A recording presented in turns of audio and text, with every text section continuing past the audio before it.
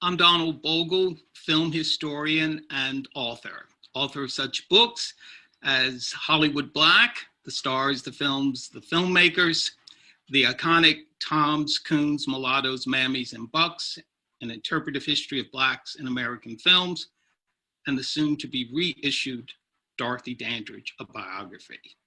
It is my pleasure today, really my thrill, to be here with a legendary figure, the one, the only, the incomparable Cicely Tyson.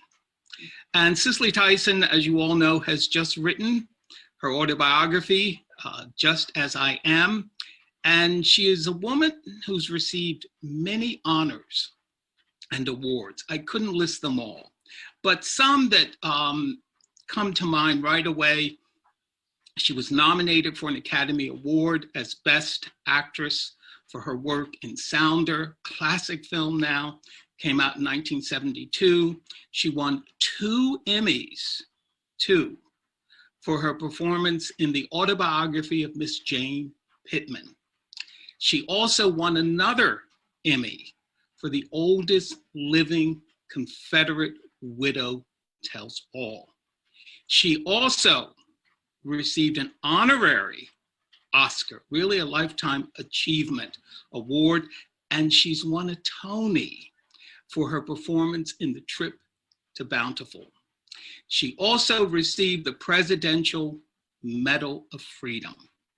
And President Obama has said of her, and I'm going to read it, in her long and extraordinary career, Cicely Tyson has not only exceeded as an actor, she has shaped the course of history. Altogether remarkable.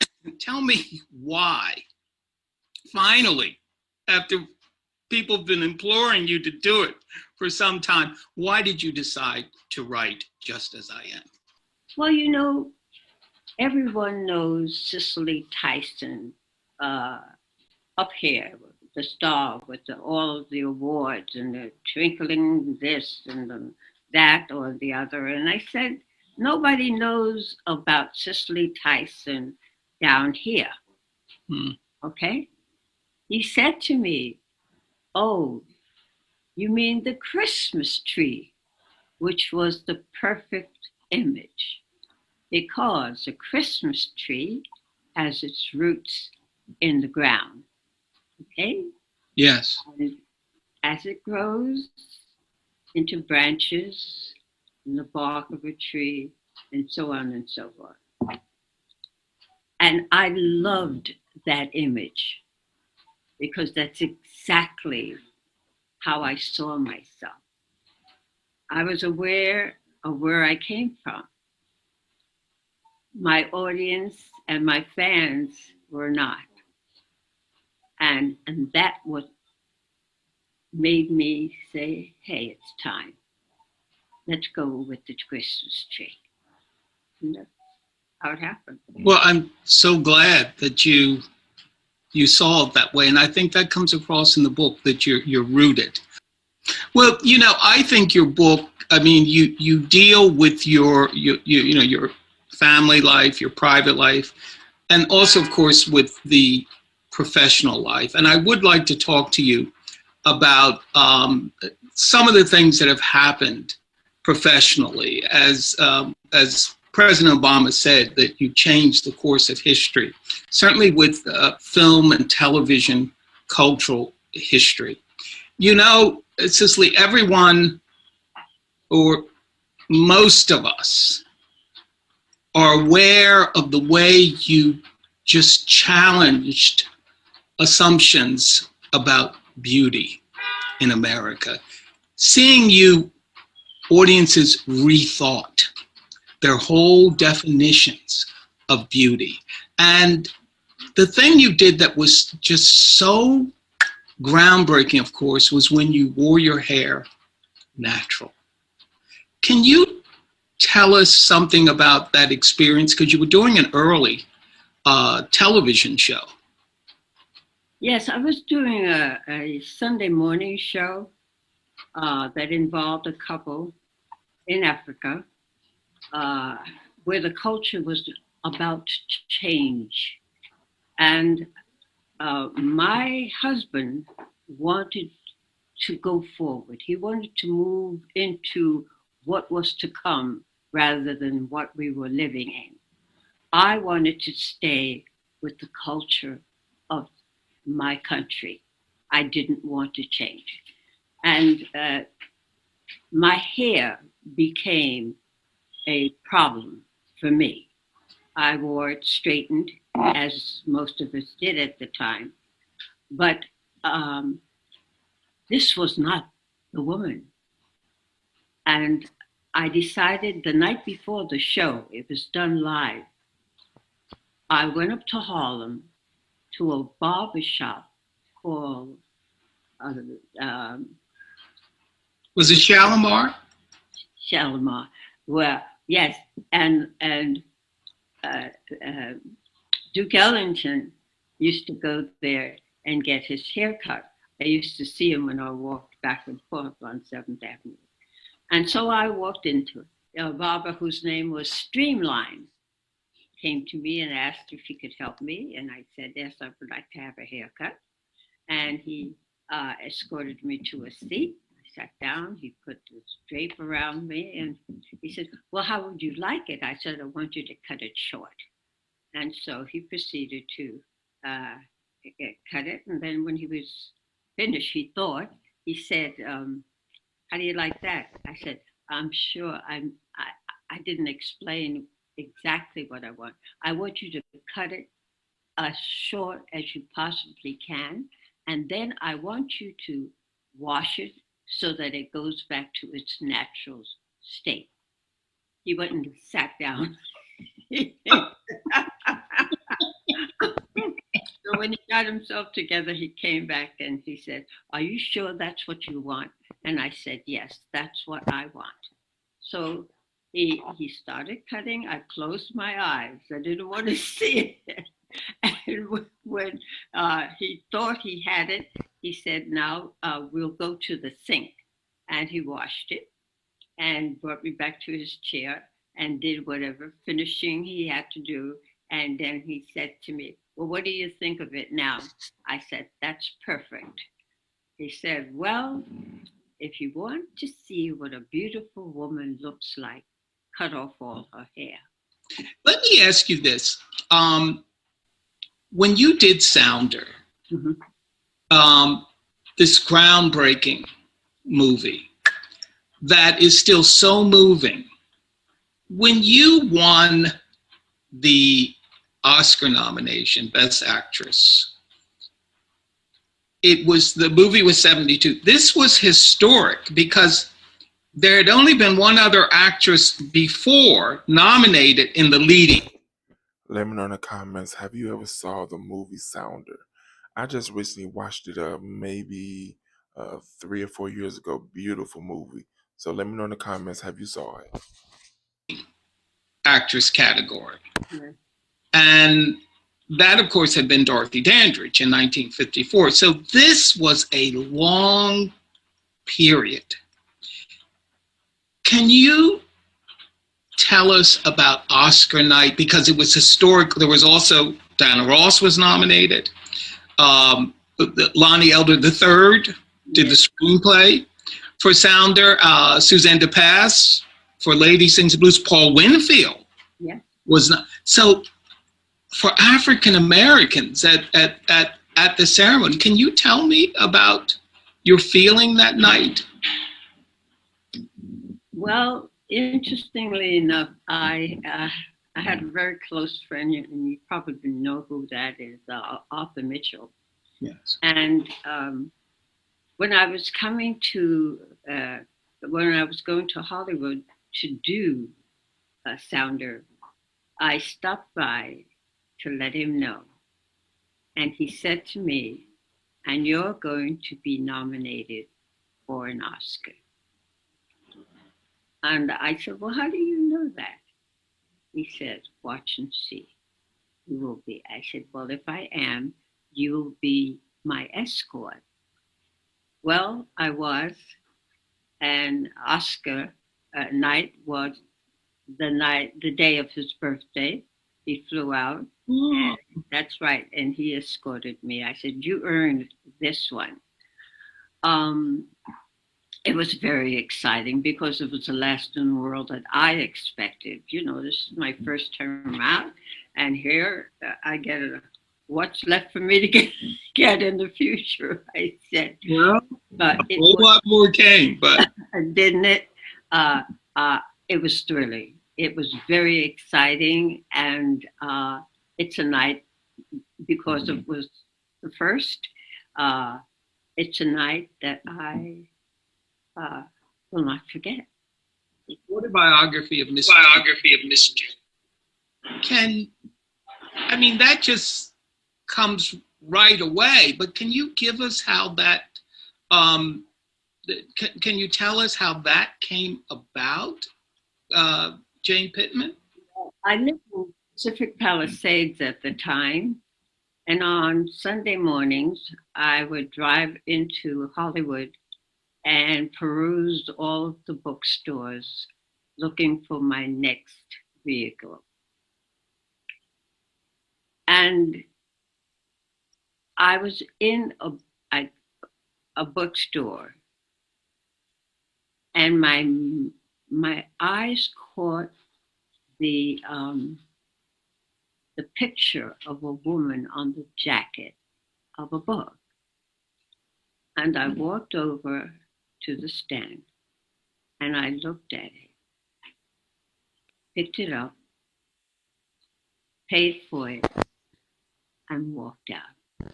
And I knew nothing about Ernest Gaines. I knew nothing about Jane Pittman. There was just something compelling about that woman's face that grabbed me. I went home, I sat down, I started reading it, and I didn't stop until I finished it. Let me know in the comments. Have you ever saw the movie, The Autobiography of Miss Jane Pittman? Another great movie. And also let me know in the comments of all the Cicely Tyson movies out there, which one was your favorite? And my heart was pumping like I was about to leave here. I started calling all my friends and telling them about this woman, Jane Pittman. And they all said to me, "She's fictitious. She's not real." Oh, I said, "No, she please don't do that. Don't do that, okay? She is real, all right?" I got Sandra and I was in uh, uh, uh, with Marty Witt and Kevin Hooks and his brother and uh, and Paul, and we were shooting one afternoon, and Marty said to me, "Sis, did you ever hear of Jane Pittman?" I jumped. I said, "Yes, yes, that's why. Why are you asking me?" He said, "Well, the writer Ernest Gaines is here. They had sent him the galleys, and um, they had hoped that he would be interested enough to want to do the film." He said, "But I didn't read it. I haven't had time." I said, "But I read it. I read it. I'll go to lunch with him. I want to meet him." I wasn't right. So he called Ernest and told him that it was not possible for him to interrupt his shooting, that he uh, Now I'm going to be honest. As a writer myself, this is something that I deeply desire, for someone to read my words and fall in love with every single thing that I wrote. Let me know if you're a writer as well. had an actress that he was working with who read the book and would like very much to read him. So he came and he took me to his home where he grew up. And it was full of women. And these were the women that were friends of his mom his grandmother, and so on. And that Jane Pittman was a compilation of all of those women that came to visit his mom, and just a compilation of all of them became Jane Pittman. So he said to me, you know, I live in San Francisco, and I'm on my way there. If you're ever up that way, give me a ring and we'll have lunch. Well, I never saw him again until I saw him on the set, which was 2 years later. I never got a call. I never saw him. He made the decision that this was Jane, and I got the notice from my manager, and I flew, and that was it. Well, I know he must have been amazed at the way you brought Jane to life. I mean, millions of television viewers just were transfixed. And I know that Viola Davis, as a girl, saw you and never forgot. And that walk to the fountain, how did this come about? It's amazing that you Jane Pittman, that was the most amazing thing, to walk to the fountain. Now, when I work, I don't even know how to explain it. This woman was 110, okay? And what I try to do is to embody the skin of the character. If I'm not comfortable with her being in her skin, then I don't have her, okay? And so I was not aware of the fact that there was anything particular about her walk. She was a woman of 110 years old, and she was managing as best she could with her body at that age. And so I kept asking, and I don't watch my work. I don't look at it. I don't want to see it once I've done it, because for me, the satisfaction, the gratification is in the doing of it, okay? I do it for you. I do it for my fans. This is a person that I'm introducing you to, okay? So I don't have my joy is the doing of it, okay? So I don't have a need to look at it. Well, that walk, I mean, when she is integrating that fountain, and she is the embodiment of history, the character, and all of that comes through with the walk. As I mentioned, you won 2 Emmys. Yes, first time. And this also was historic. After Jane Pittman, were you flooded with offers? Sorry, I didn't mean to laugh. No, I did get some offers, but they were not the kind of roles that I wanted to do.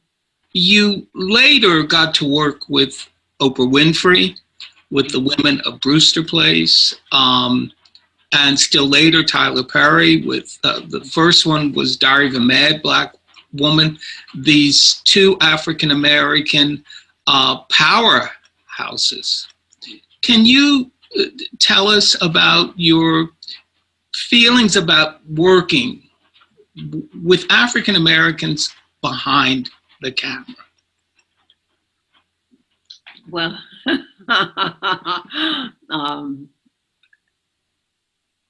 it was quite a, a glorious experience for me, because it took so long for us to get to that point.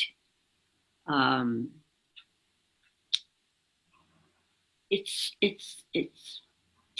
a little painful to know that so many of us out there have talent that is never recognized um, for so long. And suddenly, here comes a male and a female who have made it their business to keep pushing forward until they broke that mold. And to see it happen, I mean, for me to live long enough to see it happen is a blessing from God. Um, because I would not be here talking to you or the audience if that had not had happened. So I was eternally grateful to God for that. You have to hold on to what you believe in.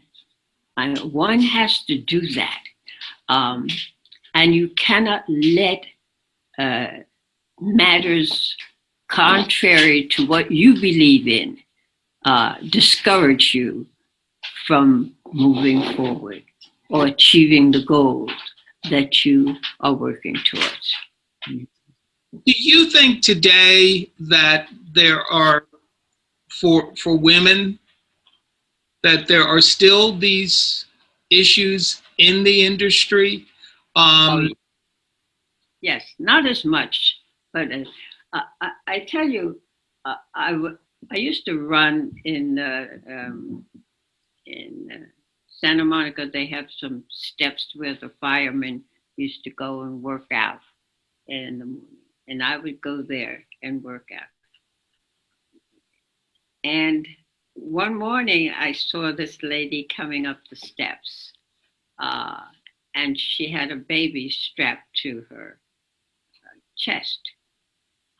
And she looked very upset. And it was Alfre Woodard.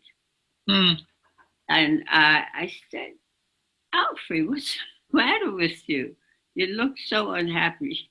And she went on to tell me about these blankety people who don't want to pay her no money. They want to hire her and have her work for nothing. And she went on and on and on and on. I said, well, join the club.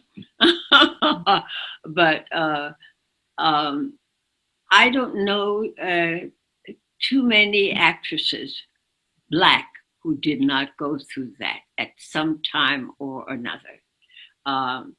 I never made money the reason why I was working, okay? It was the substance of the piece. I would have done Jane Pittman in the basement of a basement. Do you understand? I would never have turned her down because of money, okay? There was too much there for me that money couldn't dissuade me, right? And so it never bothered me not to get what I was supposed to get, okay? And they knew it, and so they gave me what I would accept or what my manager couldn't do better. Now, even though she hasn't went through the whole situation of talking about exactly how much she accepted, let me know in the comments, how much do you think she got paid to do that movie? With, okay? But that has been, I think it still exists. There's no question that it doesn't exist. It exists, it's there. And if you used that as a criteria for moving ahead, knowing that you are not getting your worth, okay, and still accept the job and move ahead, if you still feel that way, then I would venture to say that that is your reason for, if that is your reason for working, then maybe you need to change your career, okay? Because it's not there. It's not there. Um, I didn't have that problem because I wasn't working for money. For money, of course, I needed money. I had to pay rent. I need to eat food. I have to raise a daughter, and so you know. But it did not. Um, that was not never my decision when I took a role. It had to speak to something that had to do with us as a race of people, especially women. There's something I do want to ask you that's in the book. And I'd love for you to comment on it because I found it so moving. You talked about Sounder, that when they came to you and told you the Becker was yours, that you sort of knew it. But you quote your mother, who said something to the effect, if something's for you. Can you tell us that? Oh, I went for a, I guess it was Sounder because they didn't tell me until Gloria decided not to take uh, the role because of funds. They didn't want to pay her any money, and uh, that was her reason for turning the role down. My mother, so I came home and I had a downcast on my face, and she asked me what was the matter, and I said nothing, and I went to my room and I closed the door, and after about 20 minutes, she knocked on the door and she came and she said, "What's the matter?" I said, "Nothing." She said, "You're telling me that nothing is the matter, and you look so downcast?" I said, "Yeah, I'm okay." She said, "Listen, did you get the job?" "No." "So that's the matter. I want to tell you something. What's for you in this life, you will get. What's not for you, you never get." And I say to myself, now I am hurting so inside, and she's telling me this foolishness. Well, 2 weeks later, I got a call, and that was for Jane Pittman. Now, had I taken the other job that I had been offered prior to that, I might not have been available for Jane. And so I allowed that to guide me throughout my whole career. If I went out and I didn't get it, I said, well, it wasn't for me. And invariably, something else would come along that was much better. Cicely, your book by turns, and we've got to, there is just so much more in it. It's an amazing book, and I want the audience to know that also we're not talking about it, but your private life and so forth, all of that is vividly recreated for us. And the book, Just As I Am, it is a moving on Amazon. I'm gonna make sure it's in the description box below. Book. It is compelling. It's enlightening, and ultimately, and it comes across as I sit and listen to you now, it's inspirational. It really is. I want to thank you so much for giving this interview and for being the great Cicely Tyson that you are.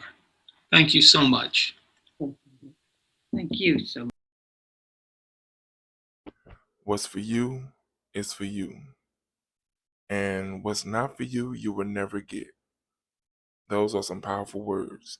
Let me know what you think about that saying in the comments.